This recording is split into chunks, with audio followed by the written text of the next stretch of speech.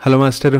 ఏమండే మేడం గారు, నోటికి మంచి కారంగా తగలాలి, కాకపోతే కూర చాలా తేలిగ్గా అయిపోవాలన్నప్పుడు ఈ వంకాయ వెల్లుల్లిపాయ కారాన్ని ట్రై చేయండి. వెల్లుల్లిపాయ కారంతో నూనెలో వేగిన లేత వంకాయల్ని అన్నంలో కలుపుకొని కూసింత నెయ్యి తగిలించి ఒక్కో ముద్ద తింటుంటే నోటికి పట్టిన అంతా వదిలిపోవాల్సిందే. కారం రంగు చూసి భయపడకండి, మా ఇంటి కారానికి రంగు ఎక్కువ. వంకాయ వెల్లుల్లిపాయ కారం కోసం ఒక 5-6 పొడవు వంకాయల్ని అడ్డంగా కోసుకొని మధ్యలో ఘాట్లు పెట్టుకోండి. ఒక రోట్లో గాని మిక్సర్ లో గాని ఒక వెల్లుల్లిపాయని పూర్తిగా వేసి కచ్చా పచ్చాగా దంచుకోండి. ఇందులోనే ఒక చిటికెడు జీలకర్రని వేసి జీలకర్రని కొంచెంగా నలగనివ్వండి. ఆ తర్వాత కారం, ఉప్పు వేసి వెల్లుల్లిపాయలకి ఉప్పు కారం పట్టేలాగా దంచుకోండి. వెల్లుల్లిపాయ కారం పొడి పొడిగా వచ్చేదాకా ఉప్పు కారాన్ని కలుపుతూ ఉంటే సూపర్ గా ఉండే వెల్లుల్లిపాయ కారం తయారైపోతుందండి. ఒక కడాయిలో నూనెను వేసుకొని మంచి కాక మీదకి రానివ్వండి. ఇప్పుడు ఇందులోకి ఘాట్లు పెట్టుకున్న వంకాయ ముక్కల్ని వేసుకొని ఒక చిటికెడు ఉప్పుని జల్లుకోండి. వంకాయ ముక్కల్ని